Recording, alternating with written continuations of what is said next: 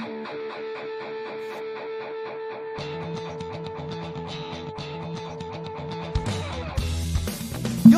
listening to the Let's Go Buffalo podcast, your new favorite podcast for everything Bills and Sabres. What's going on, everybody? You're listening to the Let's Go Buffalo podcast, your favorite podcast for all things Bills and Sabres, with the pals, Nigel, Tom, and Jake. Episode 43 coming at you. Quick reminder, do not forget to follow our social medias. You can find us at the handle Let's Go Buff Pod. That's Buff with 2 F's on Instagram, X, YouTube, and TikTok. Let's get around here and say hello to the fellas. Tom, how we doing? I'm great, dude. How are you? I'm great, dude. Just a great little Sunday morning hang here. Actually, Sunday afternoon. It's definitely not morning anymore. Welcome to the afternoon, Nigel. Yes, thank you very much. It's great to be here. Jake, Yes. how are you doing? Yeah, we blew past the morning, didn't we? I'm great though. Yeah. It is beautiful outside. It feels like we've been on a bit of a break. We each had some busy ass personal lives past week or so. Yeah, we did. So it's good to be here chatting with you guys. Good to be back. Yeah, dude. Absolutely. For sure, dude. Yes, For sure. Well, we decided that we're not going to quite do. I mean, like, it wouldn't be crazy if we did a beer corner. It's like 1:30, but we're sticking with coffee. Tom, do you have any riveting things to say about the coffee that you're drinking? Other than it's in my cool Buffalo Bills mug. No. Cool. Any creamer in there? You're just black? A little half and half. Yeah, little from down the road, local half and half. So, yeah, go straight to the cow kind of deal. Well, I have mine in my Sabres cup, so I can at least join you on that account. And mine's just black. You guys have cool mugs. I have cool temperature, but nothing else exciting about it. So nice, dude. Is it cold brew or iced coffee? Cold brew. I'm making it in my fridge.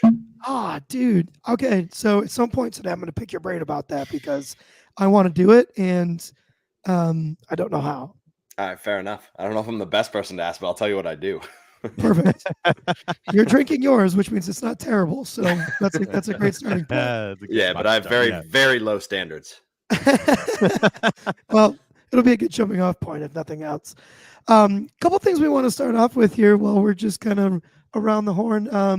Not a team we talk about very often, but still a Buffalo sports team. The Bandits are two-time in a row NLL Cup winners, which is freaking crazy. That's absolutely incredible. Good for them. Most successful franchise in Buffalo right now. So yeah, as by of far. late. So let's go. If we were at all smart, we would try to watch some more of those games and invest more of our energy into that team. But not going to happen for me. I'll tell you that. Yeah, I heard that the home arena was rocking. Like it was just full house. It was a great game. Yeah, dude. Andrew Peters, Albany 15-13, held them off, and yeah, dude, so cool to see. They made it tight, dude. There was one point where Buffalo was up almost like 10 goals, and they brought it to within 2. So they got pretty hairy there. But yeah, dude, Andrew Peters talks about how crazy that atmosphere is for Bandits games. So maybe one of these years we try to get to one, boys. That would be fun. Dude, I think cool. Absolutely. Yes. For sure. And then Tom, you want to talk about our other little quick bullet point there? Yeah. Today on Sunday, May 19th, Micah Hyde is running his charity softball game again. So he's done this for the last several years. I'm not sure how long. So really awesome to have him back in town and do this awesome thing for the community. They raise so much money, like hundreds of thousands of dollars, and fill a stadium full of Buffalo fans, go watch the Buffalo Bills assortment of players, go hit a softball around. It honestly sounds really fun. If I was in the area, that sounds phenomenal. But so really cool that he comes out and does that. To be honest, he had another quote this week saying, hey, the Hydes will be back for his, the foreseeable future to always do this every year because they would like to support in the Buffalo community. And regardless if he's playing in Buffalo or not, that's his plan. He also talked about saying in other interviews for the softball game, saying that he's essentially at the point where he's either playing for Buffalo or he's retiring. So I have to think that he still has some good, quality football in front of him if you wanted, but I also want the guy to think about, himself as a human being, and like he's got a beautiful family. Like the guy's had some very scary injuries in a row. So I don't know, but it sounds like he's still not sure, but there's, the door is not shut on him coming back to play this year. Yeah, dude. Man, I'm gonna be honest. Just because I love Micah Hyde and I don't want to see him be hurt anymore, dude. I kind of hope he just hangs him up. I don't think money's gonna ever be an issue. I just go enjoy the life that you've curated for your family and yourself. One more neck injury, dude, and I don't know, dude. Like, yeah, it's scary. Could be looking at a different lifestyle. From the Bills' perspective, they've also seemed to like made a plan to move on without him, right? So if like he comes back in, it's like, okay, now what do? We got Mike Edwards, we got Taylor Rapp, we just drafted Cole Bishop. Like we kind of have like set up like, okay, we're planning to not have Micah, which is what they should have done. But if Micah comes back, like he's probably in a seat for a starting position, like. Is he? I don't know. There's probably. I mean, does he just get that spot back, or is there a legit battle? I don't know, but I think it kind of puts the whole situation kind of a little kerfuffle. So, yeah, I would be love to have him back because I love the guy, but I personally I'm like 72% like just go retire, buddy, and we love you, and you're welcome back all the time. Can't wait to have you as a legend of the game back. Kind of Yeah, don't mistake my desire for him to retire as like I don't love the guy because he's the best, but he just makes me nervous. But yeah, neck injuries are scary. Yeah, when you're that kind of competitor, dude, I can't imagine it's easy to turn that off. So right, yeah, totally agree. So yep, I don't know. We'll see what happens on that front. Yeah, if you had to guess, Tom, what do you think he's gonna do? I think he retires. That's my guess as well. If we haven't heard at this point, like I think he would have, unless he's going to be like, all right, I'm going to stay in shape and get called, partway through the season and we bring him in for a playoff run. Sure. Like if just that's, I think that's my one way that I'd be happy with. That could be, I could see that happening too. That's not out of the question. That could be crazy. Sees how to be honest, sees how this new team looks and operates. And if we're in a spot for a playoff push, then maybe he's calling Brandon Beane a couple times a week to poke his, see what's out there. But or if it's not looking like it's going to work out, if we need a little bit of a buffer year, then he's probably going to hang it up. Yeah. Well, time will tell on that one. Yep.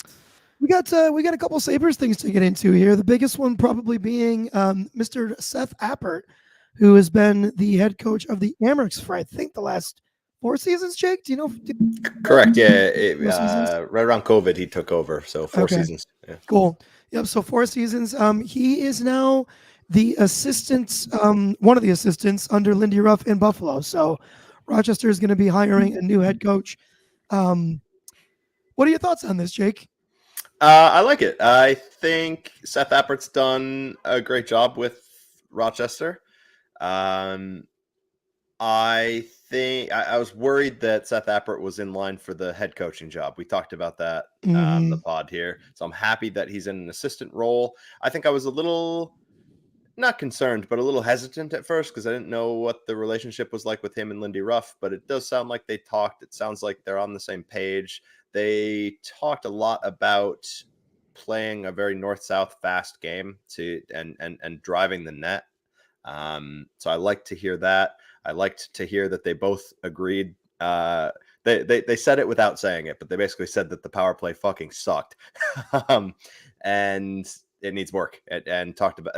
I know they had conversations about how power plays operate in the NHL today. So I'm encouraged to hear that. I hope that we see some changes to that now that Seth Appert will take over the power play. And yeah, I'm happy with it. He has a great relationship with a lot of the younger kids that have come up through Rochester and now play in Buffalo. JJ Peterka comes to mind. Jack Quinn comes to mind. Samuelson comes to mind. Yep. Some of the other kind of fringe defensemen, who knows who stays, who's gone, but UPL. Yeah, UPL in particular. Levi now. Yeah. Lot of overlap. So I think it's a smart hire. It's a good hire. Yeah. Anything you want to add there? Yeah. So my question to you about this, dude, is like, okay, so do you think, because the way it's at least being spun is, yes, all those conversations between Lindy Ruff and Seth Appert took place. Like the way it's being portrayed to us as a fan base is this was never like a done deal. It happened because Lindy and Seth discovered that they have so much alignment on so many different ideas. Do you think that all that actually happened? Or do you think that this was a lock and they're just spinning it this way so that nobody gets pissed off about that? Boy, that's a good question because very recently there was the organization saying, "Oh yeah, we talked to double-digit people and we did our process." And then Elliot Friedman saying, "Yeah, no, they knew who they were hiring and they went and got him." So Yes. I think there's some dissonance there. I think I lean towards that it was probably a bit more of a lock. I think he was coming up, and I think Lindy talked to him, and they were aligned on some things, and that's more of a benefit. I think probably there was some persuading to get Seth Appert down I-90 and in Buffalo. Mm. Do you agree? Do you think differently? My guess, honestly, it's probably a little bit of column A, a little bit of column B. Yeah. So what this screams to me now is that Lindy is a 2-year plan, and after that, Seth Appert is going to be the head coach. I think you might be right there. Yeah. Which I don't know if I love, just like having that like be the automatic plan, because like you don't know who's going to be a head coaching option, 2 years down the road. I mean, look at the guys that just came up out of nowhere. Like, who's this guy that came up out of Edmonton that took over as their interim and has been crushing it? Knobloch. Yeah. Yeah. Like I never heard of that guy prior to that job. I think it illustrates the point that being a good assistant coach does not make you a good head coach in the NHL. We talked about that when Don Granato left. Great player development coach, great assistant coach, but couldn't really hack it as a head coach. And then you look at somebody like Peter Laviolette, for example, who travels and journeys around, but and people throw the argument around like, it's just a retread, like it's a well-known name. That's the only reason he's there. No, that's not why. They won the President's Trophy and they're in the Eastern Conference Finals. He's an excellent coach. So yeah, I don't know. I don't love the succession plan either, if that is truly the plan. I mean, maybe it's just it gives him the option. He's in the organization already. He's on the bench already, so it gives him the option 2 years down the line. But I just don't want it to be a guarantee. I just and man, I got to be honest. I heard a couple of reports that like Craig Berube was interested in the Buffalo job, and now he's the head coach in Toronto.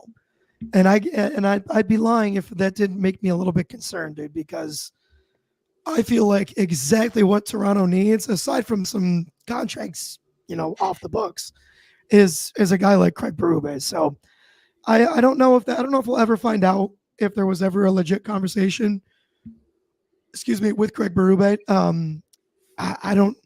I would love for somebody to ask him in a press conference, but I doubt it'll ever happen. I doubt he'd say. I agree. I agree. It scares me a little bit, but Toronto's going to Toronto. Yeah, I think so. I'm curious to see too. I really do. He went on a hell of a run with St. Louis, but it was tied very closely to Jordan Binnington getting extremely hot too. And you look around the league, and you show me a good coach, and I'll show you a good goaltender behind that coach. So. I don't know. I'm hesitant. I think we'll see what happens with Berube in Toronto. Yeah, and that's a very good point there about Binnington getting. I mean, not even just hot, dude. Like scalding at the right time. 6 months straight, and then fell off. Yeah, dude, good for that guy. He 6 months straight, won a cup, cashed in on like a 6-year deal, and then kind of bottomed out. And then became perfectly mediocre all within 2 years. The man's timing was terrific. It was outstanding. Yeah, good for him. Another thing, just kind of in the rumor mill, and this came from a Twitter account that is very much typically a rumor mill fourth period on X. But they reported that Gergensons and Olofsson are definitely going to be shopped this offseason by the Sabres. Jake, what are your thoughts on that? I know for me, I like that. I like both of those. I like both those guys being gone. I just think Gergensons, that relationship has to be so unbelievably stale at this point. And Vic, I would trade for a bag of pucks at this point. I think Olofsson, great player to find in the 7th round. So I think his development's noteworthy. I think he just kind of lost his footing on the team. I think he needs a fresh start as much as Buffalo probably needs to free that roster spot up and his cap space up. So I think I've seen it confirmed that he will explore free agency, as he should. Go off, get paid, get an opportunity on another team. So I'm happy about that. I will say about Vic, there's not a single player I trusted with their puck on their stick more when we were down 5-1 in the 3rd period than Victor Olofsson. So, yeah, fair enough. But otherwise, I think it's time to get him off the roster. Gergensons, I feel like it's kind of, I love him. Like he's the longest tenured Sabre. I don't want him gone, but I think it's probably time to free up a roster spot for some of the younger talent coming up. And I think he probably needs a fresh start too. I think that door is slightly more open. I know he wants to explore free agency. I think he could find his way back if he doesn't find a deal out there. Because he is a fairly replaceable player. He's a 4th liner, kills penalties, but it's kind of you can find that a lot of places in the NHL. So I do think he's a Lindy Ruff style kind of guy. Like I think he's a kind of guy that Lindy would like. I'm just wondering if that relationship isn't not. I don't want to say too far gone. It's not like it's bad terms, but no, I don't think so at all. I think he really likes playing in Buffalo. Yeah, just stale. So yeah, we'll see what happens there. Jake, you want to touch on this next thing that you have in our planning doc here? Yeah, just very quickly, and I think we'll get more into this when we talk about offseason stuff with the Sabres. But I know I've heard rumor that Winnipeg is actively shopping Nikolai Ehlers. He's a 28-year-old left winger, 20-goal scorer, responsible player, creates a lot offensively. So I'd be interested in him. He signed for 1 more year at $6 million before being a UFA. I think he's someone that Buffalo might be looking, like the type of player that Buffalo might be looking to add. So I know they're interested, or they should be, and we'll see if anything comes from that. I imagine that's a player you move at the draft. So we'll see. I think, again, we'll get into this more before the draft, but I think that number 11 draft pick that Buffalo has should be 31 other teams should be getting a call about that pick. And that's your opinion? I think so. Move it. Yeah. Who gives a fuck about that player being good in 4 years? You need to be better in October. Yeah. Move it. What do you think? What do you think a trade for Ehlers looks like? I think. Well, I don't know if I think it includes a first rounder. I think it's probably 11. Probably maybe 11 and two B prospects. I don't think you're trading Matt Savoie for him, but agreed. Especially if you're giving number 11. Yeah, exactly. Maybe Savoie in 2 seconds or something like that. I don't know. A good young player, a high end first, second round draft pick, and maybe another kind of throw in prospect, something like that. Okay. I think probably gets it done. Yeah, I would agree with that. Man, that still feels a little bit steep, but as Paul Hamilton always says, you have to be willing to trade to get big names. So that's the cliched phrase too. If both sides walk away unhappy, it's a good trade, right? Yeah, exactly. So. Is Ehlers a big name like that? Not to extend this conversation, but like that seemed like I'm sitting here like just kind of flabbergasted by the amount that we'd have to give away for a player who wasn't, at least you guys weren't talking about like a world beater. Well, no, he's not a world beater, but he's still he's a genuine top 6 forward and a player in his kind of right around the prime of his career. Players like that typically go for a first round pick, a prospect, and a lesser prospect. Just like the blueprint. And he's not too far under a point per game for his career. No, he's a good player. Yeah. Yeah, he scores. when you say top six, like top six winger, is that what you said, or is that on the team, or is that across the NHL? No, on the team. Like, so you have four Okay. forward lines. So that the top, so the 12 players, the top six. So playing on the first two lines. Cool. That's what I thought, but I just wanted to clarify, because if it was like, oh, he's like a top six, left winger in the NHL, then I think that's a different conversation. Yeah, you're paying a lot more. Paying a lot more. Okay. Yep, for sure. All right. Huh. Interesting. Yeah. All right. Well, I'm excited to hear more about those conversations, because I'm always a little flabbergasted by NHL roster construction. So Word, dude. Awesome. Tommy, can I toss it over to you? You want to get us into some Bill stuff, Bill? I would love to. Yeah. So our big kind of talking point today is going to be the schedule, which I think will be really fun to run through. But before we do that, the Bills signed what I see is somebody who's going to be on the 53-man roster come September. So the Bills signed Marquez Valdes-Scantling, wide receiver, who was a free agent coming from Kansas City, to a 1-year contract, 1.125 million guaranteed, and worth up to $4.5 million with some unlikely to be owned incentives. Unlikely to be earned incentives. And I think the guy, I've warmed up to this. The way I want to start this conversation is I want to read off the number of players that we now have in the wide receiver room. And I would love to see what you guys think of who is actually making this team. Let me share. Jake, I have thoughts that I want to say to your face about some things. Well, while Tom's doing the infinity screen, my goodness gracious! Like I just had a stroke. Are you guys going back? Are you guys going back to Sabres things? Go back to Sabres. No. This is that's for later. Okay. He has issues with my face. Yeah. Yes. Okay. All right. Ready? Curtis Samuel, Keon Coleman, Khalil Shakir, Mac Hollins, Marquez Valdes-Scantling, Justin Shorter, Andy Isabella, Tyrell Shavers, KJ Hamler, Chase Claypool, and then a few players that I think are practice squad players. It is quite the smorgasbord we have going on here in the wide receiver room. Yeah. Nige, who do you see as roster locks? Roster locks are going to be Keon Coleman, Curtis Samuel, Khalil Shakir. I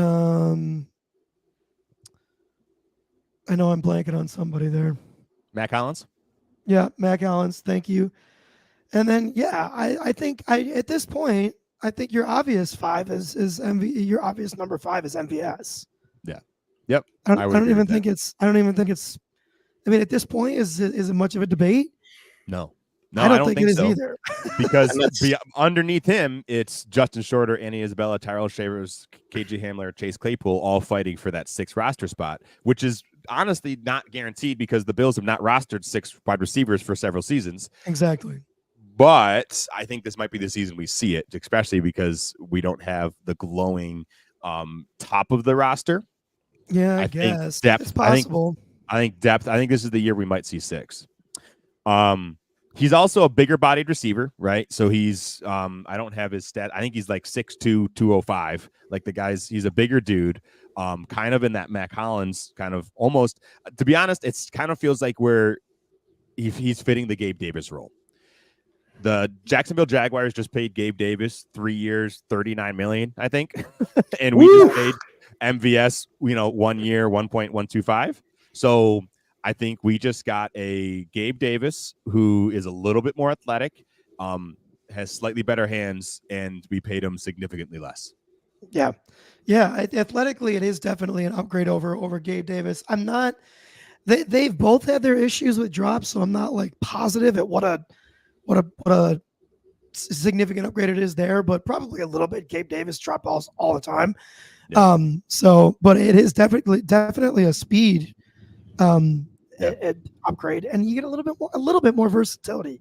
Not a ton, because he's going to be asked to have the exact same role, right? Yeah. He's going to be a clear out guy, but he's not second on the depth chart. In my mind, he's definitely 5th or 6th, which is where that kind of role, when you're going to catch 40 balls a year, like that's fine for my 5th wide receiver. You're probably getting 40 targets a year, dude.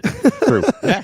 Yeah. And he's the fifth wide receiver, but don't forget, even if he's the fifth wide receiver, he's probably seventh in the pecking order there for targets.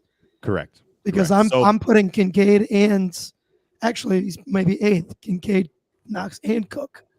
Yeah, I would above totally him. agree. So, So I think this doesn't really extend the ceiling of the wide receiver room, but it does bring up the floor, and it varies up the skill set. Right? Yeah. We didn't have this down the field player who can really stretch the field and actually make defenses have to account for him. So I think that's huge. I think I'm interested to see how this is all going to go. He's also won two Super Bowls in the last 2 years. So like the guy has playoff experience. He knows what it takes to be on a Super Bowl winning team. Like, I'm okay with it. Yeah, for sure, dude. Yep, I think you made a great point. It raises the floor. I think that's really well said.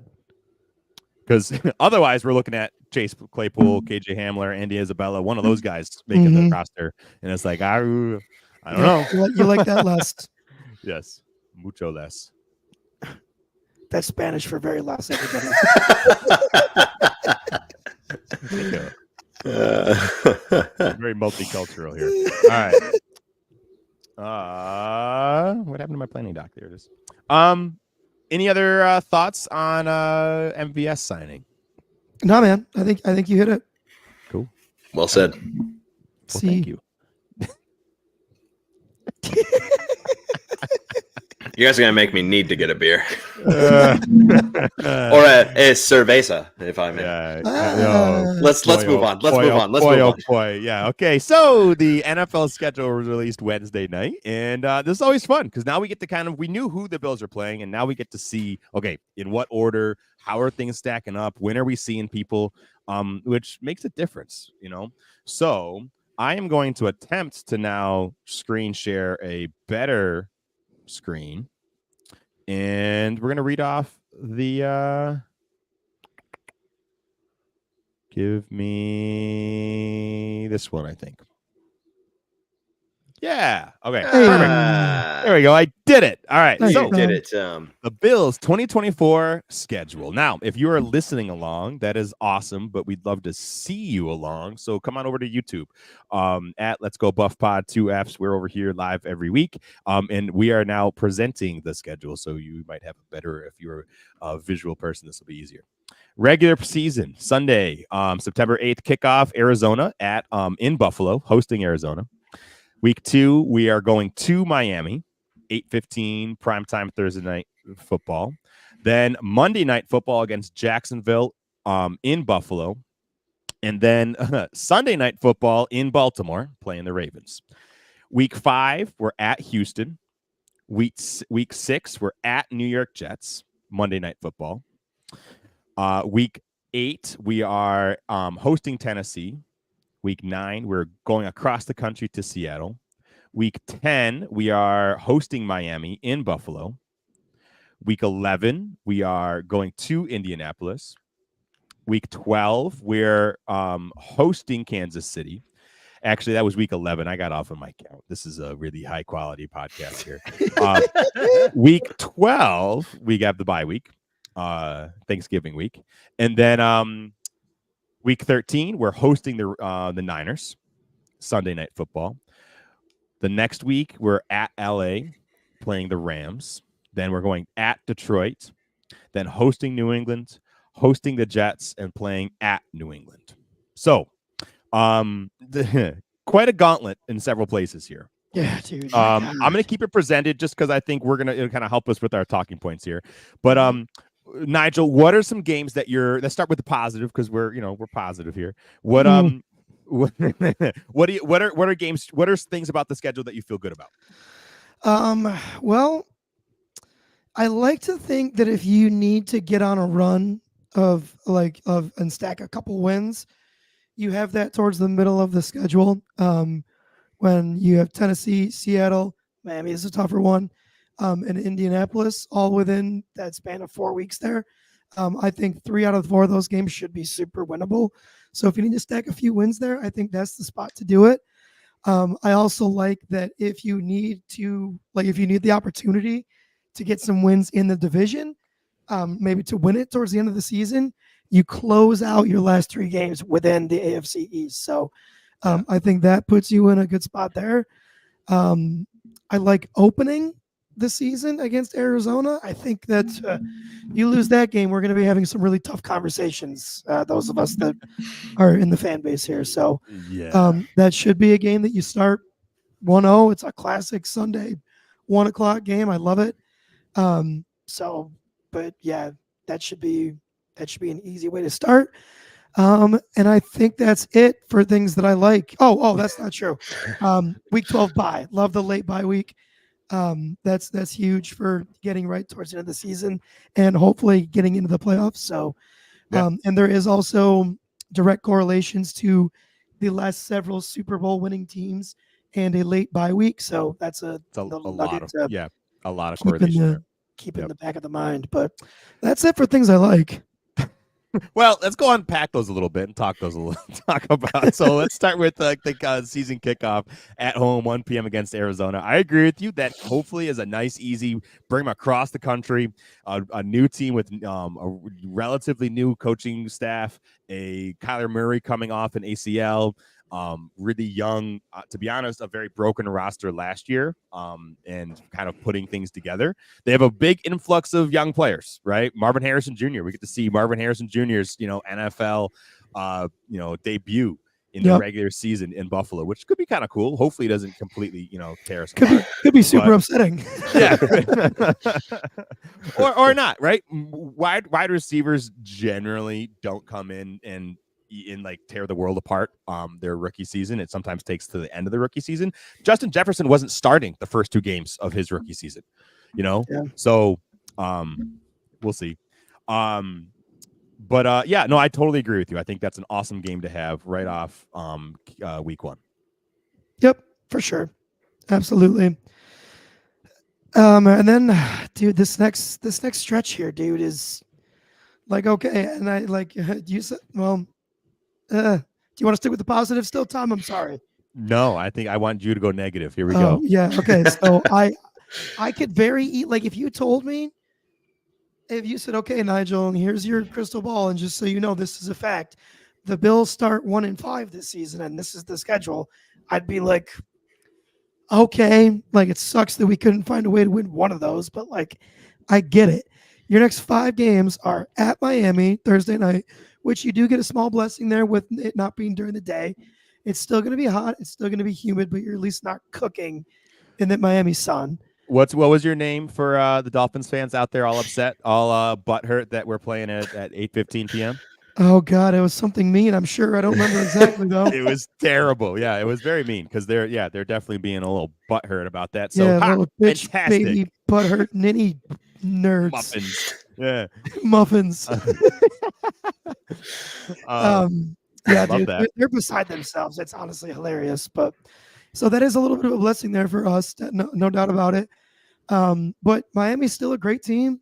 They it's not like they got worse this offseason, except for defensively. I still think, I think the middle of their offensive line and the middle of their defensive line are susceptible, but you still have an insane amount of speed out there with Jalen Waddle and Devon Achane and Tyreek Hill and Raheem Mostert. They went and got Jonnu Smith, who's a super athletic tight end. So they're still a problem. I'm not worried about Jonnu Smith. I mean, they had Mike Gesicki for all those years, and he never did anything against us, right? Like, I think Jonnu Smith's way better than Mike Gesicki. I put him in the same bucket. I agree that they're definitely a team that we have to always take seriously. But man, we've had their number. We've had their number for so long. Like, good luck. Come on. I think we absolutely go in heavy favorites there. I don't think it'll be heavy. I bet we'll still be favorites, but it's probably only going to be. I bet you it's no more than 3. Could be. That would be my guess, but could be. Jacksonville is, of the stretch here, I think is the one that we should win the most. But for whatever reason, this team struggles against Jacksonville. We always seem to shoot ourselves in the foot against Jacksonville. So correct. If we did that again, I wouldn't be like super surprised. And they're no slouch, dude. Their Josh Allen gives our Josh Allen fits. It's a game where we're playing Gabe Davis, so you never, he's going to be juiced. I don't know. We just struggle against them.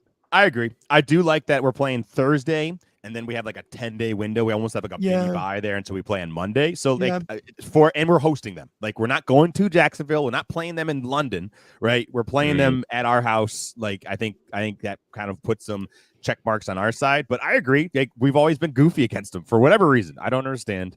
It's always a goofy game. So that's the one that I'm like most of, like, to be honest with you, all the games on this schedule, that's the one I'm like most like voodoo scared of like, I just don't know. There's something in the air and in the universe about playing Jacksonville that just doesn't feel good. So I agree with you. Yeah. Baltimore, dude, you've now got in that backfield Derrick Henry and Lamar Jackson. That's a super scary backfield. They still got a decent crop of receivers. Nobody that's like kind of in the same bucket as the Bills. No, like legit number one. But I mean, Zay Flowers, Rashad Bateman, like those guys aren't slouches. They can take the top off of defense. So, and then you got Mark Andrews, who I don't know if he's going to be ready to start the season, but they'll get him back eventually. So that's I don't know. We've seen ACLs take people time, right? We've seen that multiple times in the Bills. So I wouldn't count on Mark Andrews being too much of except maybe in short areas and in the red zone. Maybe. How he's used there. But yeah, no, they're a great team, and especially we're playing at their house Sunday Night Football. Like that's going to be a game that's could go either way. For sure. Houston, dude, I know they got a young quarterback, but he did not look like one. And that they only went and got better. They had an unreal draft. Dude, this is a scary Houston team. I'm telling you, Stephon Diggs is going to have our number that game. I think. Yeah. He might, or he's going to look like an old man with a walker. It's one or the other, right? It's not going to be in the middle. It's not it feels like it'll be an extreme. I think we can agree on that it's not going to be in the middle. Yeah. I think with how we look in the first 4 games will dictate how I feel about that Houston game. Yeah. Right? If we're looking like we're clicking and Josh Allen and Joe Brady are on the same page and we can move the ball, then I'm like, let's go toe to toe. It's gonna be a good game. But yeah, if we're having some hiccups and it's not looking smooth, then that's gonna be a concerning game. And then you got the Jets, dude. We don't know. We don't know what Aaron Rodgers is gonna look like. I'm not super afraid of him. I have to be honest. I'm not terrified of that whole situation, but that defense is still something to be reckoned with, and they give Josh Allen fits. So, I feel like we should end up winning that game, but that defense gives us a hard time, dude. So, I don't know, man. Like, I don't think we, in a world that we're 1-5, I don't think it's that we just looked like dog shit in all 6 games. I think it's probably like, if you lose in 5 games, it's probably 7 plays total that didn't go your way, and that's why you're losing those games. But I could see it, man. It's a tough way to start. It is, yeah. And to be honest, or we come out 4-2, and that's awesome, right? And that's great, yeah. Right, because we put some conference wins, on the scoreboard, and in the win column, and like that's kind of setting us up for late in the season. I totally agree. Now, just a side tangent about the Jets. I think it's hilarious that they're having the Jets open Monday Night Football again. Dude, are they hosting the Niners or are they going to the Niners? I can't remember. I think going to. So going across the country, like, dude, like the NFL, it's like that's so savage, dude. It's so savage. Unbelievable. Help me out with the name too, but the guy that was on the Bills that was in on the play that made him snap his Achilles, he now plays for the Niners. Who is that? Leonard Floyd. Yeah, so he's staring across from him. Yes. Dude, that left Achilles, baby. That left Achilles could do something hilarious. Oh my god, dude. Yeah. I don't cheer. Injuries aren't funny. I don't cheer for injuries, but man, it would be pretty fucking funny. I'm gonna be totally honest with you guys. I'll cheer for this injury. I think it'd be absolutely hilarious. Yeah, take that, Aaron. He's gonna be fine. He's got all the money in the world, a little bit more ayahuasca, and he'll be walking. We'll yeah, dude. I don't know. So we'll see. But and I agree with you. This next little jaunt here is very winnable, right? These are all teams that are with a lot of flux, a lot of turnover. Going to Seattle is going to be tough. Going every time you go to the West Coast and you travel all the way across the country, that's always a tough travel bit. But we'll see. Then my favorite kind of not my favorite. I do love having the Week 12 bye week, but I like having Kansas City, bye week, Niners, right? Mhm. Let's put some space there. Let's get Yep. some right. We're not playing either of those guys off of a bye, and in fact, we're not playing anybody all season off of a bye week, which I think is pretty cool because that other team doesn't get the extra time to plan for us. So I think that's significant. Talk to me more about what the late buy and how that's exciting. I think the biggest reason is just injuries. You get a week to heal up from injuries late in the season as you're getting closer to the playoffs. That's literally it. For whatever reason, yeah, no, I completely agree. It just helps teams stay healthy or get healthy later on, as opposed to having to, you get through the first couple of games, week 7 bye, which we've had. I feel like we've had it recently, maybe last year, and then you have to play like 14, 15 weeks in a row to try and get deep into the playoffs, which is tough. That's difficult to do. So it just gives you a chance to lick your wounds a little bit at a better time. Okay. Yeah, makes sense. Yep. But man, Kansas City, San Francisco, LA Rams, Detroit, like that's a tough stretch too. Yeah, dude. That is a gauntlet. Like the Rams, come out of that. I'm not terrified of the Rams there, but those other three. Yeah. I mean, yeah, tough ones. Could go either way. Yeah. Either one of those are kind of right now feel like toss-ups. I'm sure once we get into the season, we'll have better opinions. But right now, flip a coin, baby. For sure. And I do like having the let's have some AFC's gauntlet here at the end, right? New England, Jets, and then New England again. I think at that point we'll know, like, Drake May will have started, right? We'll kind of know what Drake May is.